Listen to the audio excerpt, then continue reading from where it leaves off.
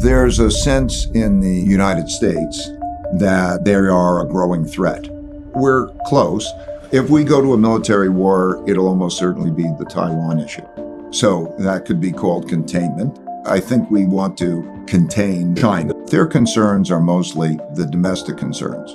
How do they deal with the demographics issue? How do they deal with their own domestic issues? You know, when you run a country, the major issues are the internal issues. How do you make sure you deal with corruption? How do you deal with all the issues that they face? Poverty in the east, in the western part of China, environmental issues, the property bubble that's bursting, the COVID issue. My assessment would be that they made a serious mistake in not taking the vaccines that we had to offer. There was a process in which they handled it fabulously in the beginning. And everybody was thinking, okay, they're on top of the world. But then they have no COVID in China, so they don't have immunity, and they didn't have a vaccine that was effective. And as a result, they got into the situation that they're in. China and the opposition is as strong as the United States and its allies. And so we have a conflict. And there are 5 kinds of wars, and they start in this order, just sequentially, typically. A trade war, a technology war, a geopolitical influence war. Then you get into a capital and economic warfare, which we are now with sanctions. They always happened in history. And then there's a military war. And so you could see that progression happen through time. And that creates a template. So I like to look at the template and then plot dots to see how we're transpiring relative to that template. China holds a lot of American debt. Yeah. Should we worry about that? I think they should worry about it.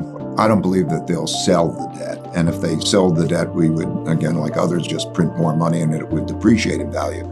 I think that they know, and have known for quite a long time, that the position that they have in that debt is something that they're going to have to stick with. The way it worked is they produced inexpensively. We all thought this is a good thing. I thought it was a good thing. And they earn money. And then they take a lot of that money that they earn and then they lend it to us. I remember when this started, the per capita income in the United States was 40 times the per capita income in China, and they're lending to us.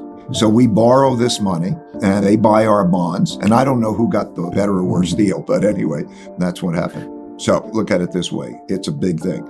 The population in China, the capitas, are more than 4 times that in the United States. Since I started going to China in 1984, per capita income has increased by 27 times. If it increased to half of what the United States is, that would mean its economy would be twice the size of the United States. So it's a big force. And simultaneously, given the risks in the world, they want to be self-sufficient. And similarly, the United States wants to be more self-sufficient, and other countries are wanting to be more self-sufficient because they're worried about being cut off. The main reason that China did not denominate its exports and trade in the currency and did not denominate its lending is that they didn't want to be a threat to the United States, because that's a threatening act.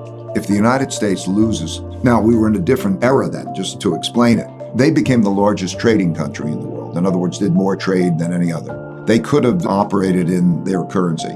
In terms of lending, international lending, they're the largest lenders, and they could have done that in their currency. They chose not to because they perceived that that would be a threat. They were not trying to disrupt the world order. But now we have a different set of circumstances worldwide. This leadership was the same, of the same mind. And I think is pretty much today, they don't want to disrupt the world order. But they want to be as great as they can be. They want to be as rich and powerful and so on. But they don't want to disrupt the world order. If you look at history and you understand international relations, which is very much like Confucianism, what you have is called a tribute system. And that means each country is in the place, they know their place, they know the hierarchy. Like in the old days, it's almost like other countries would be almost a vassal state. You would say, I know that you have the power, you pay respect, and you operate in a harmonious way. But the idea of war is a horrendous idea. So I think that they would probably be just as happy if you divided the world in half, their half and we had our half, and there was peace in the world. I'm just saying an objective is not to dominate the world. An objective is to operate in a way where there is no such war. However, that they are as strong and powerful and healthy and prosperous as they can be.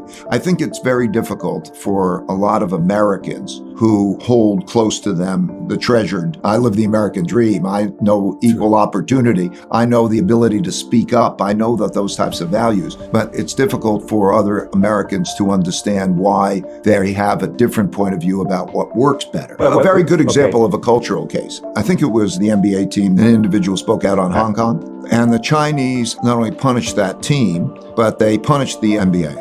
And in our, like I would say, everyone should have the right to their opinions and to be able to have free expression. In their view, if somebody's doing something wrong, that they will punish the group.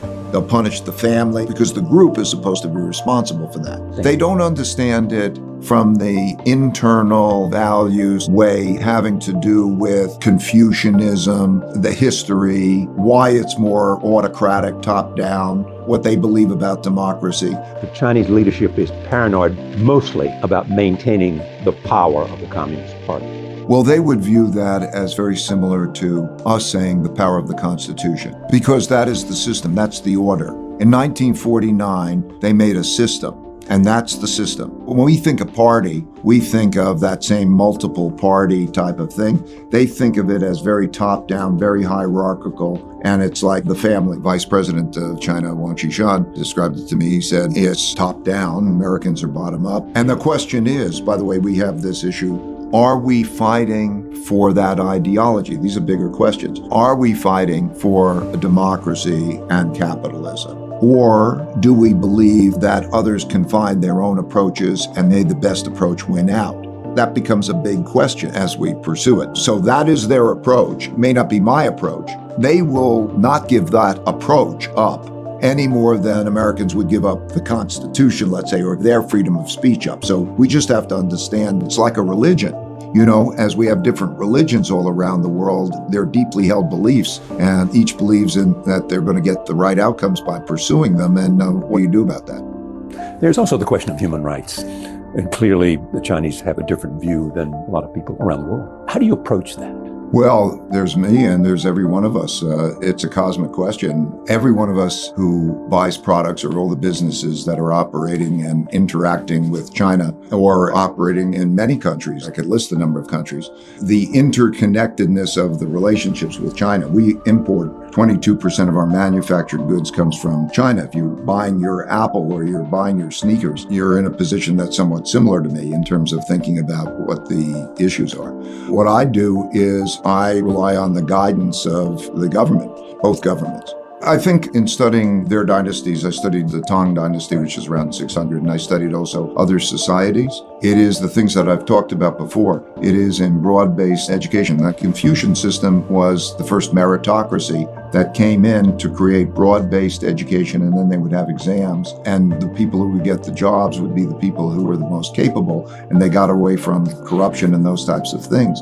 I wouldn't characterize some things as Chinese. I think that in the history of China, there have been good dynasties and there have been bad dynasties, but there's always the common ingredients of what makes a country successful, and they've been that way uniquely. If you do look at the history, I've studied the powers and the different strengths. China has, through history up until around 1840, been always like number one or two in the country because of hard work, because of meritocracy, because of being highly civilized. In other words, they are working in the same direction and they operate well to be productive together.